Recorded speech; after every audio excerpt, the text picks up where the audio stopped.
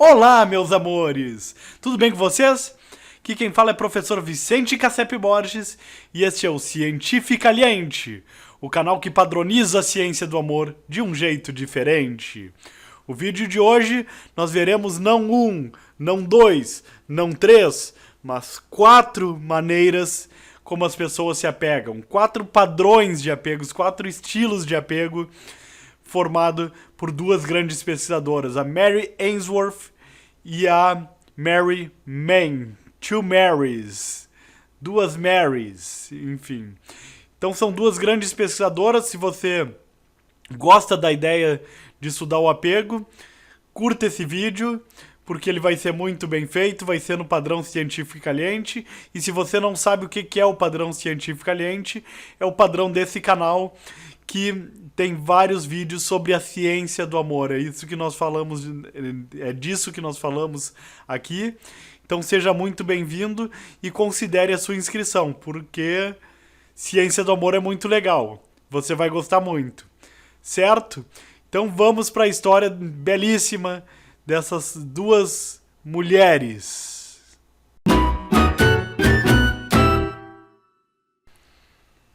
Essa moça aqui que vocês estão vendo é a Mary Ainsworth. Eu tenho dificuldade de falar esses THs aqui. Worth. Já me ensinaram, eu não sei dizer. Worth. Mary Ainsworth. Enfim, acho que quanto mais eu tentar, pior vai ficar aqui. Tá? Mas a Mary Ainsworth, até que ficou melhorzinho. Ela é uma americana de Ohio que o parta. Brincadeira com os amigos de Ohio. Ela fez a graduação, mestrado e doutorado, todos na Universidade de Toronto, né? Então, a Mary Ainsworth é uma pioneira, assim, no tempo dela, enfim. E ela... Porque imaginem o que é, falando 1935, 1939, uma mulher fazer um doutorado, né? Então ela já é uma pioneira nesse tempo. Durante a Segunda Guerra, integrou o Canadian Women's Army Corps, tendo se tornado major também. Então, mulherzona da porra, assim, mulherzona faca na bota, né? Já virou major do exército. E aí depois ela acompanhou o marido nos estudos de pós-graduação em Londres, né?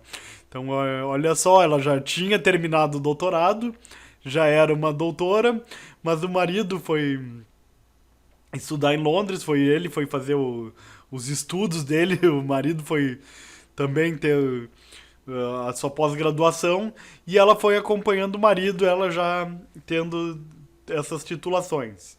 E nesse período ela realizou pesquisa de campo na África, porque a universidade que ela foi em Londres era uma universidade que incentivava muito trabalhos e trabalhos comunitários na África, incentivava esse tipo de integração de pesquisa de campo.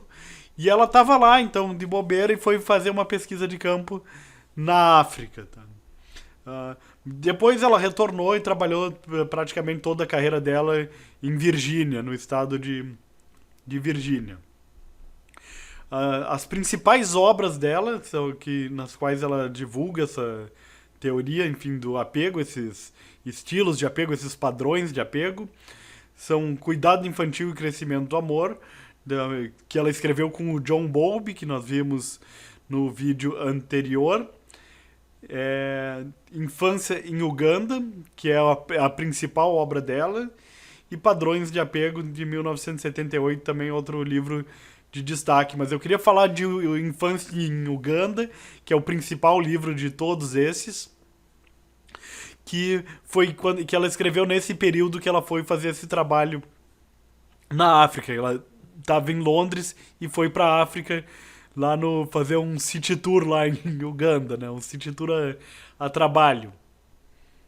E é muito interessante que a obra dela, assim, toda a teoria do apego tenha surgido nesse livro Infância em Uganda, porque a gente sabe que toda a teoria as teorias psicológicas em geral vêm de lugares como Europa, Estados Unidos, países desenvolvidos, e a Mary Ainsworth é uma pesquisadora que vem de um país desses desenvolvidos, tanto Estados Unidos quanto Canadá são países já desenvolvidos, mas geralmente se utilizam pessoas americanas, amostras americanas, e a teoria dos padrões de apego surgiu com ugandenses, tá? Surgiu na África, em 1967, que eu também não sei como é que era Uganda nesse período, assim.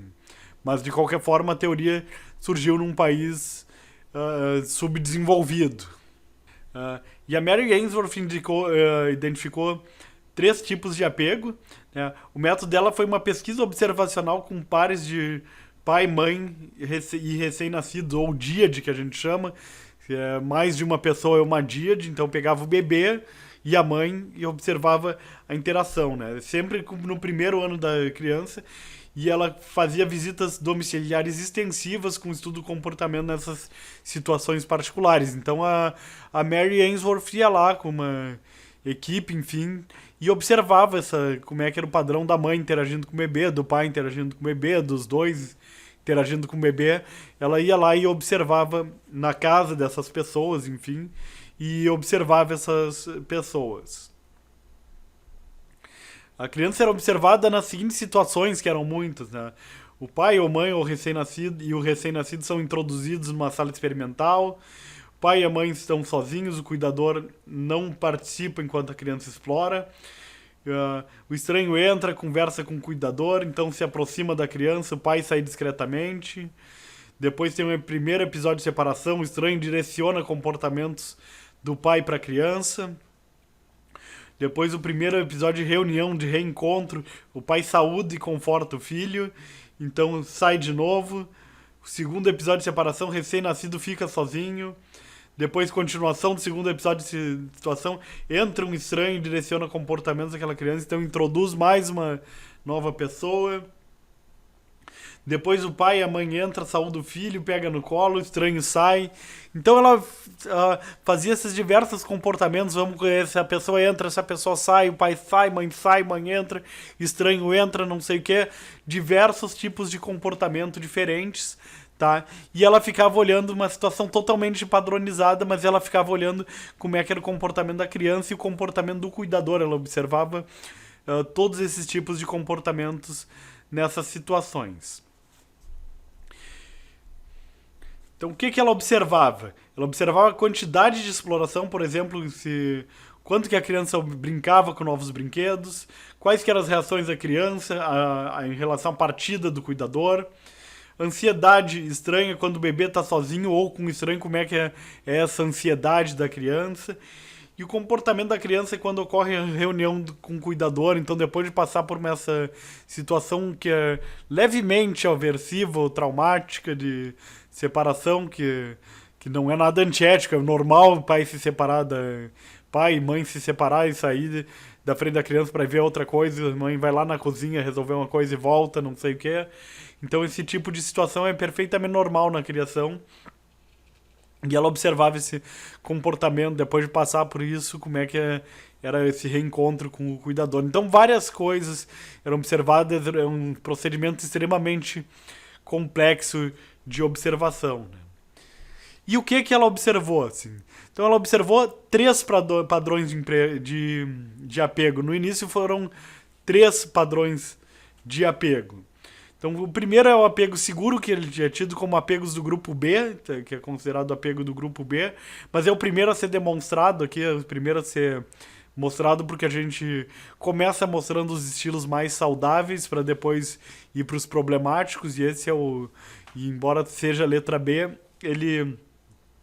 ou o nosso segundo tipo de apego, ele vai ser apresentado como o primeiro. E como é que é esse padrão de apego? Primeiro, para essas descrições são apresentados o padrão da criança, os comportamentos da criança e os comportamentos do cuidador. Como é que é o comportamento da criança? Ela usa o cuidador como uma base segura para exploração. Então, o cuidador é essa base, esse porto seguro. Protesta contra a partida do cuidador e busca proximidade e é confortada na volta. Então isso é normal, assim, existe esse protesto. Quando há um apego seguro, a criança vai protestar contra a saída do cuidador. e pode ser confortada por estranhos. Estranho também consegue confortar aquela criança, estranho também consegue pegar aquela criança no colo e acalmar a criança. Mas o cuidador é a preferência da criança. Isso ocorre no padrão seguro. Com relação ao cuidador nesse padrão de apego, ele vai reagir de forma apropriada, rápida e consistente a essa necessidade. Então, quando a criança protesta, o cuidador vai lá e ele reage a esse protesto da criança e vai lá consolar, enfim, né? E o cuidador, ele formou um vínculo também com paternal seguro com a criança, com sucesso, né? O cuidador também, ele tem esse vínculo seguro com a criança, não é só a criança que vai demonstrar um padrão seguro, o cuidador também, né? Então é importante essa coisa do choro da criança, o cuidador atender esse tipo de protesto. O segundo padrão observado é o padrão de apego evitativo, que é o padrão A, que é um estilo de apego evitativo. E nesse estilo a gente vai ter uma criança que vai ter pouca partilha afetiva em jogo, pouco ou nenhuma irritação com a partida, resposta pequena e não visível ao retorno. Então o cuidador sai, a criança fica na mesa, tá ok, a pessoa saiu, tipo, tô nem aí, a pessoa voltou também, tô nem aí, ou não é tô nem aí, é uma preocupação pequena, as reações são muito leves, não são reações extremadas, né? Trata o estranho de maneira semelhante ao cuidador, então a pessoa que, quando o estranho vem pegar no colo e consolar, é como se fosse o cuidador, né? E a criança sente que não há apego, portanto a criança é rebelde, tem baixa autoestima e baixa autoimagem, enfim. Então esse é o que ocorre assim com crianças que têm esse padrão evitativo, assim, um padrão de evitar, não ter esse afeto, esse apego forte pelo cuidador. Os padrões de resposta do cuidador nesse tipo de apego é pequena ou nenhuma resposta à irritação da criança, a criança se irrita e o cuidador também tá nem aí, o cuidador também tá evitando, que a criança pode chorar, se escabelar, se aquilo não afeta o cuidador. O cuidador também desencoraja o choro da criança e encoraja que a criança seja mais independente, não dependa tanto dele. O cuidador encoraja isso, assim, tipo, o cuidador também não está preocupado, o cuidador também tem esse padrão evitativo, ele não está preocupado, assim, com a criança, então ele não quer saber de choro, porque choro é realmente chato, né, e encoraja que a criança seja o mais independente possível para que não demande tanto do cuidador. E o nosso terceiro padrão é o padrão tipo C, padrão do grupo C, o padrão ambivalente. Tá? Como é que é esse padrão ambivalente? A criança é incapaz de usar o cuidador como uma base segura, assim, não tem segurança no cuidador. E a criança vai buscar a proximidade antes que a separação ocorra. Então, tipo, quando a pessoa antes que a pessoa vá embora, a criança já está tentando se grudar, evitar que aquela pessoa vá embora. Irrita-se com a separação com ambivalência, raiva, relutância, a aconchegar-se ao cuidador e voltar a brincar em seguida, assim. Então ela já então fica naquele protesto aí, quando o cuidador volta, agora eu não quero saber, tô nem aí, tipo, fica brabo com o cuidador porque não é tô nem aí, é mais uma raiva, assim, né? Tipo, tô brabo contigo porque tu sumiu, né? Não é acalmada facilmente por estranhos, também tem essa dificuldade com os estranhos. E nesse relacionamento a criança sempre se sente ansiosa. A criança está sempre naquela ansiedade, será que essa pessoa vai embora? Será que vai voltar? Então esse é o padrão ambivalente em relação à criança. O padrão do cuidador, nesse caso, ele é um padrão inconsistente entre respostas apropriadas e negligentes. Então a criança chora, às vezes ele vai atender, às vezes não, às vezes cada vez de um jeito. E geralmente vai reagir apenas depois do aumento do comportamento de apego do recém-nascido. Então só se a criança chorar muito, ou se a criança der uma risada muito forte, assim, que risada de bebê é um negócio que já é atrativo. da mesma maneira que choro é aversivo, né? Então ele só vai reagir com comportamentos muito fortes, comportamentos muito marcados, muito exacerbados, senão o cuidador não vai reagir. Certo? Então esses são os 3 padrões de apego propostos pela Mary Ainsworth.